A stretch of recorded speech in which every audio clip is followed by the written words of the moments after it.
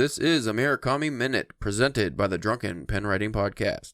Hello there, Murakami fans. This is your host, Caleb James, with me again, Mr. Spencer Church. We are back with another Murakami Minute. Now we're getting a little more intense. Maybe not this episode, maybe the next one. I forget. We are still reading The Elephant Vanishes. This is part 3 that we're on now? 3, yes. Holy moly. This first story is a doozy of a title, but again, a non-story. I'm going to read this title, and just so you know, where I pause is where there's a period, because this title has periods. The Fall of the Roman Empire, the 1881 Indian Uprising, Hitler's invasion of Poland, and the Realm of Raging Winds. This was a weird story.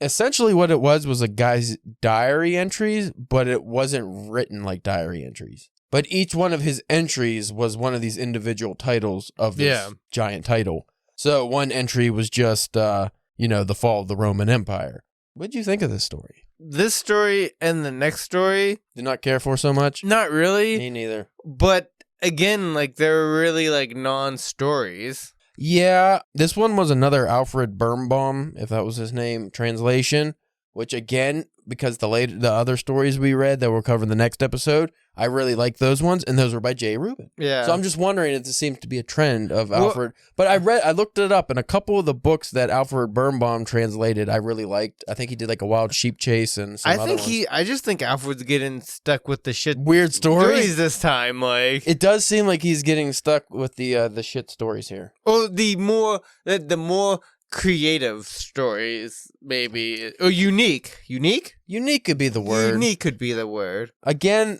this is another story that if this wasn't Haruki Murakami, this guy, it was just some random guy that wrote this, it wouldn't get published anywhere probably. No. What was the story even about? Because I read this the other day. It was a guy's diary entry. It was one of the ones that really are kind of hard to pay attention to, in my opinion. It had the diary entries. Then each kind of one of those things, wasn't he getting confused with what was going on now with what the name of each one of those, the fall of the Roman Empire and that kind of stuff? Is that what was going on? Something there was this big metaphor about wind, I guess. That was the theme of this story. It was powerful wind, and it was completely lost on me. I didn't get what it was supposed to be about. The diary entries are 80% fact. This is what the character in the story says about his own diary entries. The diary entries are 80% facts, 20% short comments. And that is exactly how this particular story is written. It's fucking 80% facts, I guess, and 20% comments about the facts usually. I don't know. It's so weird. Each entry title is a simile or metaphor used in the entry. So what was an example here? Okay, so the fall of the Roman Empire. Yeah, I'd say read one of them. They're not that long. The fall of the Roman Empire. Let's see. Upon opening the newspaper and checking out the weather map, however, I didn't find any sign of a typhoon. I just started in the middle there. There's a big gale that happened. The probability of rainfall was listed at 0%. A peaceful Sunday afternoon like the heyday of the Roman Empire it was supposed to have been. And then this one's about the Roman Empire. Then the next section is the 1881 Indian Uprising, and he includes the Indian Uprising of 1881 involved. Every one of these, the third one, Hitler's invasion of Poland. He throws in Hitler's invasion. It's just this half-assed way this character is writing about his day or whatever was going on, and then he just it reminded me of the Hitler's invasion of Poland. Just stupid shit. Well, maybe it was the same day as those happened? Maybe. I don't know. I have a couple page listings here. Like I said off air, because I wrote brief notes for this, to remember, and I don't remember. Blindfold sex. I remember his girlfriend, he has sex with her, but she would only do it with the blindfold, and the guy's fine with that. Yeah. She's the one, she calls him up, and there's a big windstorm, and all he hears is wind, and then there's just lots of wind. Lots of wind. But I have on here, read wind paragraph, page 113, and discuss Alfred's translation, so perhaps this wind paragraph will change things for us. Maybe this will open our eyes to the magic of Murakami. I guess I should start on the previous page for this, huh? When I least suspected it, the wind seemed to have picked up out of nowhere, hanging out the laundry on the veranda in the morning, at 10:18 in the morning to be exact. There hadn't been the slightest whisper of a breeze. About that, my memory is as airtight as the lid on a blast furnace, because for a second there I even thought, no need for clothespins on such a calm day. There, honest to goodness, hadn't been a puff of air moving anywhere. I feel like this was one of those stories where Alfred used some strange, like, similes and stuff. Where was that at?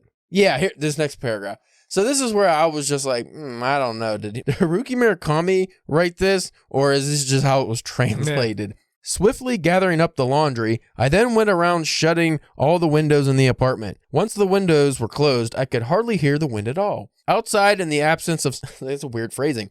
Outside, in the absence of sound, the trees, Himalayan cedars and chestnuts mostly, squirmed like dogs with an uncontrollable itch. Swatches of cloud cover slipped across the sky and out of sight like shifty-eyed secret agents, while on the veranda of an apartment across the way, several shirts had wrapped themselves around a plastic clothesline and were clinging frantically like abandoned orphans. Just a lot of weird similes. Like they were like abandoned orphans. Why were they like abandoned orphans? Why is it like an itchy dog?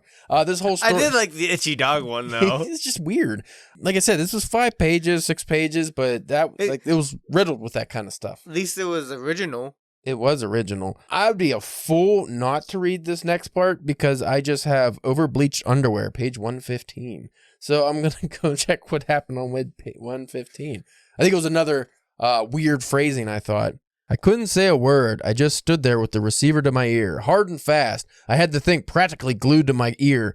I almost thought it wasn't going to come off. But then after 15 or 20 seconds like that, the telephone cut off. It was as if a lifeline had snapped in a seizure, which is weird phrasing again. After which a vast and empty silence, warmthless as overbleached underwear was all that remained. Overbleached underwear has no warmth, Spencer. I don't know if you knew that. I did not.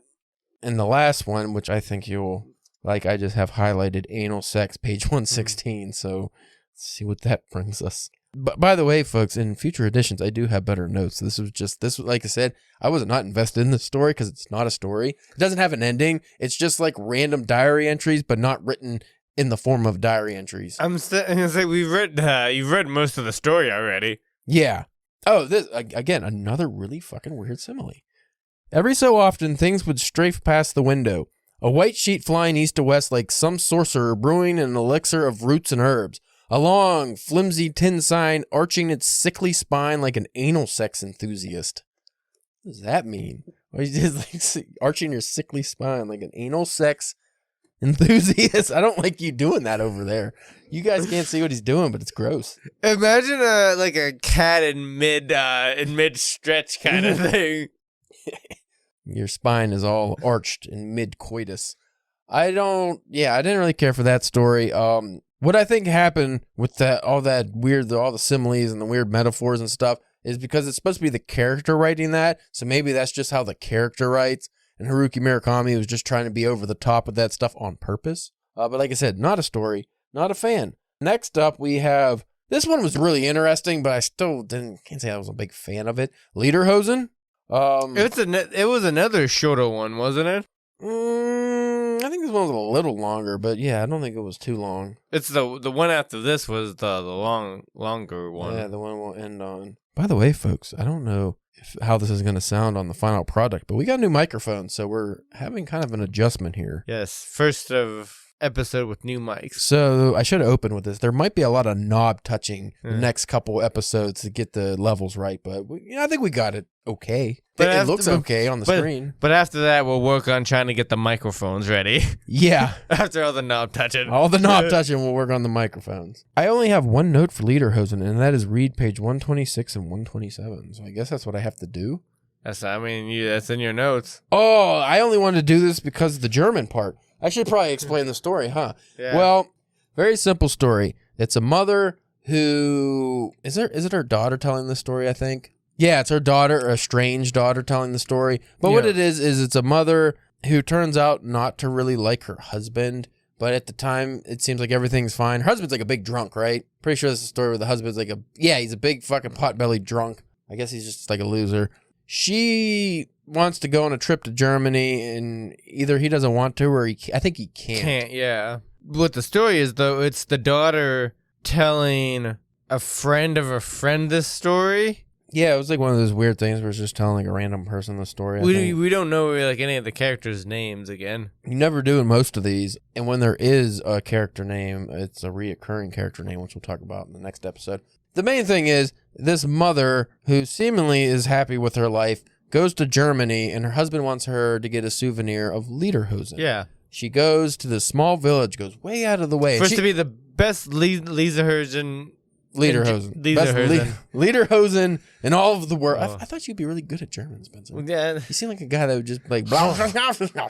But she goes all the way to Germany, and she's having a great time all by herself. She's making friends. She's just really enjoying it, which is like the first clue is like, maybe my life actually wasn't so good.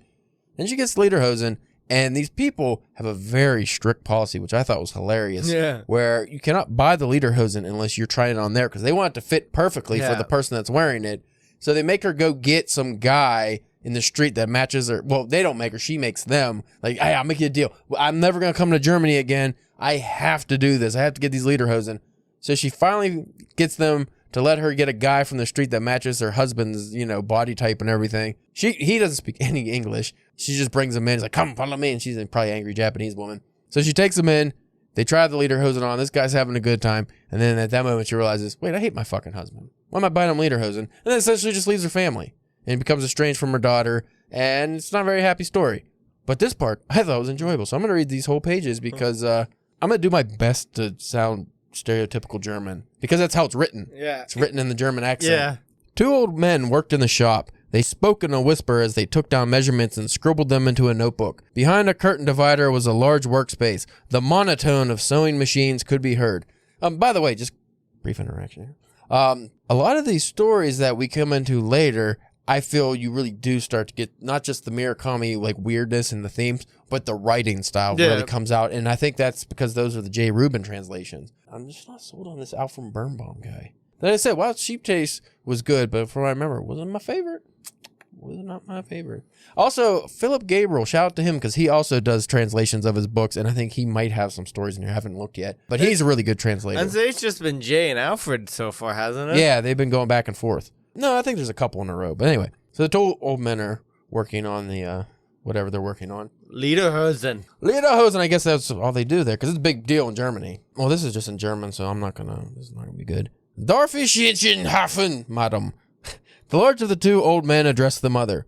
I want to buy lederhosen, she responded in English, and I'm not going to do broken Japanese because that would be racist. This make problem. The old man chose his words with care. We do not make article for customer who not exist. My husband exists, the mother said with confidence. Ja, your husband exists. Of course, the old man responded hastily. Excuse my not good English. What I want to say, if your husband not exist here, we cannot sell the lederhosen. Why? The mother asked, perplexed. Is store policy. Is unsenbrisset. We must see the lederhosen how it fit customer. We ought to very nice. That's more Borat right there. Very nice. Very nice. Very nice. Only then we sell. Over 100 years we are in business. We build reputation on this policy. But I spent that's weird phrasing. But I spent half day to come from Hamburg to buy your lederhosen. Very sorry, madam, said the old man, looking very sorry indeed. We make no exception. This world is very uncertain world. Trust is difficult sink to earn, but easy sink to lose. The mother sighed and stood in the doorway. She racked her brain for some way to break the impasse. The larger old man explained the situation to the smaller old man, who nodded sadly. Ja. Despite their great difference in size, the 2 old men wore identical expressions. They're like old, comic book villains. They're very serious about lederhosen, which I love. Well, perhaps can we do this? The mother proposed. I find man just like my husband and bring him here. I didn't realize when I first read this, but hers is broken English, actually.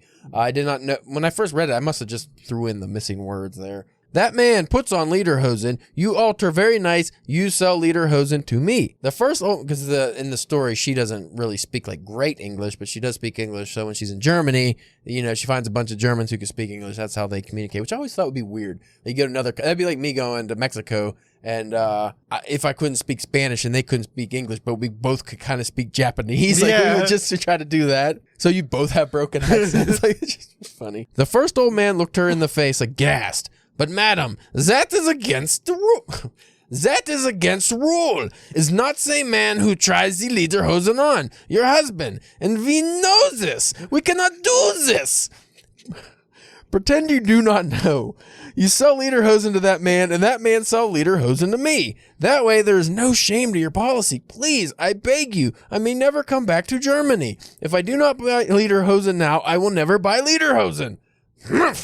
The old man pouted. He thought for a few seconds, then turned to the other old man and spoke a stream of German. They spoke back and forth several times. Then finally, the large man turned back to the mother and said, very well, madam. As exception, very exception. You please understand. We will no think of this matter. Not so many come from Japan to buy lederhosen, and we Germans, not so slow in the head. Please find man very like your husband. My brother, he says this. Thank you, she said. Then she managed to thank the other brothers in German. Das ist so nett. Yeah, you should have been in a Captain America movie. The more I read that, the more I can get into it, but the more it hurts my throat. I don't remember it being anywhere that funny, like that enjoyable whenever I was reading See, it. I read it when I was reading it. That's how it went into my mind. Because I always think of Germans as just super angry folk. They're not. Yeah, they are. They're very angry folk. They just how they talk. So that was that story. And like I said, it didn't really have like a good ending or anything. It was just this girl. She kind of talks to her mom now, but they're estranged. And I forget what happened to her father. He's just a fucking lumpy loser, probably drunk or something. I don't know. This next one, I really like this story. This is the one when this episode on, right? How many stories you got? This would be the third. I was just trying. Well, that family affair story is pretty long, right? You read that. Okay, so we could end this on the barn burning. Barn burning? Want to end on barn burning? Burning. I wish I turned the heater off. It's really hot over here. That's another thing I need to get over here is like a silent air conditioner. Like something that'll just like maybe just sit on the throne of ice. Yeah, there you go. So the barn burning, this was I think this was the first story in this collection that was written in past tense. Did you notice? Because these are all first person stories so far, but I think this was the first one in past tense. I think they're all in present tense. And I'm not, like, you know me, I'm not a huge fan of present tense. I think Kafka on the Shore might have been present tense, and I remember it throwing me off at first, but then it was a really good book, so I was all right. But at the same time, I'm a past tense guy, just past tense kid at heart. But Murakami was doing present tense before it was popular, just so you know, motherfuckers. So, just a quick summation before we even get to the story. The protagonist is a novelist who runs every morning and likes jazz and classical music. So probably Murakami, right? No. You think that's just Murakami? That's a whole new original character. Not Murakami at all, because No. he has a book that's called About Running. Yeah. Just so you know, he's a big runner. He runs every morning, and he also happens to love jazz and classical music. and spaghetti. Spaghetti and cats. Oh man, I wish is the spaghetti in this episode? It is not. It'll be in the next episode. I have a lot to say about spaghetti. Yeah. It's not the name of the story. It's just in the story. It's very brief, but I thought it was an interesting conversation. But we can't have that now because we're going overtime. It's a barn burning. This one is about a 31-year-old married man who hooks up with a broke 20-year-old who practices pantomiming. She takes pantomiming classes. And it opens up with like a scene where she's pretending to eat oranges. And he finds it kind of disturbing how realistic it is, even though there's no oranges. And you know what? It actually did have a cool quote that reminded me almost like The Matrix. See, I have to delete these notes afterwards because if I look back on them a year from now and it's just like anal sex, page 13. Like, I'd be like, what? 13 of what? Like this one just says, page 134, orange. What does that mean? You'd be going through all your books for 134 and all your books. So she, like I said, she was I think it was Clementine's actually, but she was same thing. Pantomiming, peeling them, eating them, pulling the pits out of her mouth, whatever, the seeds. So he says, seems you're quite talented. Oh, this is nothing. Talent's not involved. It's not a question of making yourself believe there is an orange there. You have to forget there isn't one. That's all. He says, practically zen. I just thought that was kind of cool. It was like, there is no spoon. Remember from The Matrix? There is no spoon. There is no orange. If you believe that there's an orange, you can pretend there's an orange, but if there is no orange, does it even matter? I don't know. That was like some kind of Buddhist stuff. Oh, really? I followed up. So I follow up orange quote, page 134, with apple quote, page 137. Do you remember what the apple quote was? Do you want to give him a rundown of the story real quick? That's probably a good idea. So this girl, I would say she's a good for nothing. She mooches off everybody she knows. She doesn't have a job. She doesn't have trouble seeing a taken man, because the guy in the story, he has a wife. Yeah, and she's never around and working or something, and he doesn't seem to mind being with this 20-year-old. And I don't think it really says they actually have sex. Like, I'm sure they do. It's just, I don't think it's stated. I don't know. It doesn't seem like it. Yeah, I don't know. They have a weird relationship. So, like, she hangs out with them and all this stuff. To speed things along here, at some point she goes on a vacation to San Francisco. Is that where she goes? No, that's the next story. She goes... Where the fuck did she go? Did she go on vacation? Or am I making that up? No. Oh, how did she meet She did. She was in another country, Africa. I think she went to Northern Africa. Yeah. And he was like, oh, that's strange, whatever. So he has to, like, take her to the airport, I think, or something. I forget. But I know he has to pick her up from the airport. And when he picks her up from the airport, she's met a dude. Yeah. A cool cat. He doesn't have slick back hair and a leather jacket, but I definitely picture that. Oh, yeah. He's like a rich guy. He has a real nice foreign car, and he's just like a cool cat, cool customer. But there's a very weird relationship already forming. They meet up at the airport coffee cafe place or whatever, and they're drinking beer and stuff. And the guy, their narrator here, protagonist, I don't know, he's with the girl but not dating or anything, but now she's dating this guy. And then later on, he's like, it's a Sunday or one day of the week where he's not doing anything. His wife's at work, and he's just doing Murakami stuff. And because I don't think you find out he's a novelist until like that part. And then they just like, I think she calls him up, the 20-year-old girl. It'd be so much easier if fucking characters had names in these stories. But she calls him up. She's like, hey, can we come over? He's like, we? Who's we? She's like, me and the dude, my main squeeze. He's like, all right, whatever. Because apparently everybody's just cool in Japan with, 3 ways, 5 ways, whatever. So they come over, they hang out, they do a bunch of eating, drinking. She falls asleep upstairs practically naked. Then the dude hangs out with the cool guy. Then they're smoking a joint. I'm going to get to that. Don't worry. Well, I'm just saying, a lot of grass. They're smoking grass. It's the 80s, probably. We're going to get to that because I have a lot to say about that. But I'm just trying to speed up the synopsis here. So they're hanging out. This weird guy, he's like a rich guy, but he's in trading or something. But the girl doesn't really care what he does because apparently she doesn't care about money. And then the protagonist of this story, he wants to know what the guy does, but can never find out. But there's he's very coy about it. Yeah, he just seems like he just goes with the flow. He's Haruki Murakami. He's just going along. I kind of thought that he was into drugs. Like he was like a drug. Get into that. So anyway, this cool hip cat starts telling him about how he likes to burn barns. He just finds random barns, burns them down. And there's a whole like metaphor and stuff about why he does it. But it really doesn't make sense why he does it. He just does it. He's like, they're garbage. They need to go down. Like, he does not like nice barns or anything that could cause real damage. Just like run down barns he finds. Just like every once in a while, every couple months or so, I just kind of get the urge to burn down a barn. And that's when I start looking. They both get really high. And then he tells him that he's going to burn a barn. Like, because he's like, when's the next barn you're going to burn? He's very interested in this guy's barn burning.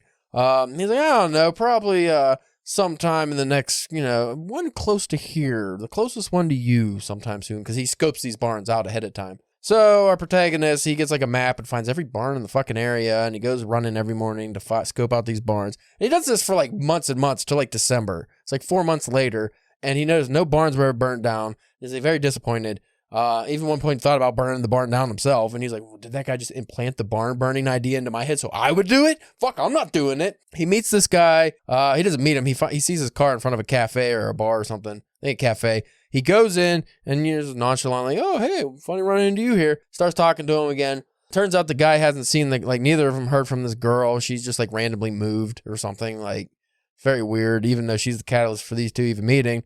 The guy tells him, because he asks about the barns finally after this long conversation. The guy tells him, oh, yeah, I burnt one down real close to you, real close. He's like, I scoped every barn in the fucking whole neighborhood. I didn't see it. And he's like, oh, I burned it down. Sometimes you just don't see the things closest to you. And then he just left. He didn't push the issue or anything. And then the guy tries, after that, to find the girl. Never finds her. She moved. He calls her. All this stuff. I almost got the impression that the guy was talking about the girl, not burning barns, like the girl. Because the guy's very mysterious.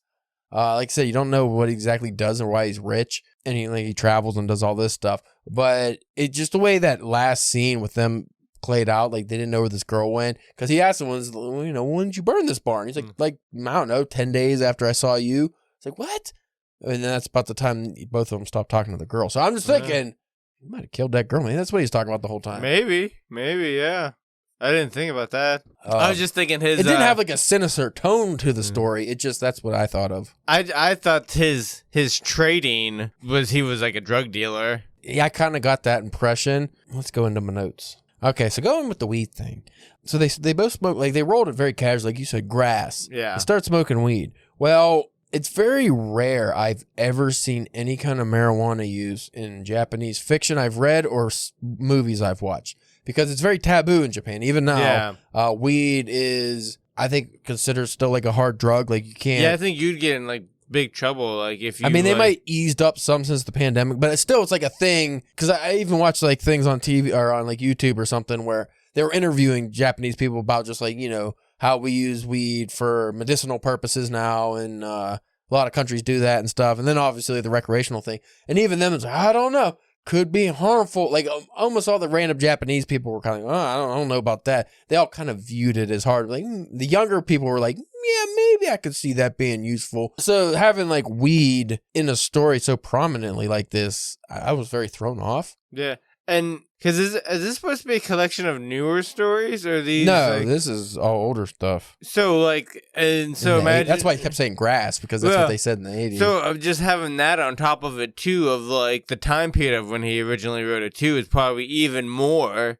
Yeah. Like, you know, like like you were saying, like taboo, or, you know. Like for some reason, I know it's very stupid to me, but because like the Yakuza and stuff, I'm sure they all smoke and do shit like that. But I almost, when I was reading this, was thinking, I hope Haruki Murakami didn't get in trouble. I hope the cops didn't go, but you got weed in your house, buddy? Yeah. Like, it just seems You're like. talking about grass. You talk about that hard shit, grass. There was a really cool phrasing here. Let me see what page this was on. I just wanted to bring this up. I thought it was really cool because it was talking about the guy, because the next time our protagonist sees this cool guy with the girl, I think it's when they come over to his house, he hasn't shaved for like a couple days, so he got some scraggle, but it looks good on him. The guy extended his fingers of his left hand and stroked his cheek. The growth of beard made a dry, rasping sound, like a bug walking over a thin, taut sheet of paper. I thought that was just really cool phrasing. Like I never would have thought, like, but it would, like, you know, that scratchy when you get that stubble.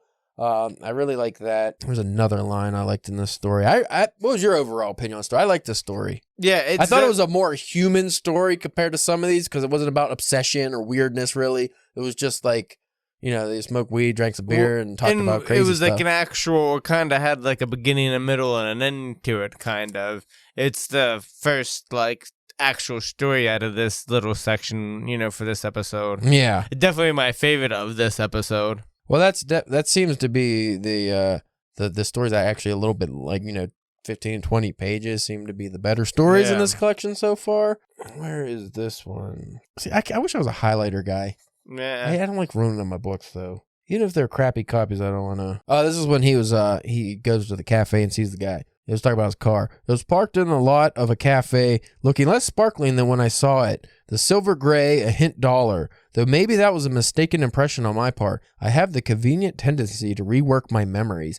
I dashed in the cafe without a moment's notice. I thought that was cool because a lot of us do that, especially writers, I feel, is where we think things are a little more vibrant and cooler than they really were. Like we'll have memories where they have more of a special place than they probably should. Like you think of like an old car you had growing up or something, but then if you were to go back and actually see it, like, that thing's like a rust bucket. Well, then too, just think of the average person memory of like the old, you know, fisherman story. Like every time that fish, every time he tells the story, the fish gets bigger and bigger. So just imagine that with like, you know, storytellers or creative people. They're gonna naturally like embellish, even if they don't mean to. It's just you know, just like breathing. Yeah. So overall, I like that story. The other two really non-stories. What was the last one? That was the big fucking title one I didn't like. Yeah. The Hitler and the Rome and all that nonsense. I like the lederhosen too, I guess. Yeah. I like being able to do the German stuff. So 2 out of 3 for this one I enjoyed. Yeah. Again, this was the really short one I didn't care for. But anyway, folks, thank you for listening. After I edit some of this, that'll be a little shorter, but yeah, the next episode, you definitely want to listen to, because that's where we start covering some very Murakami-esque stories that I really enjoyed. So stick around.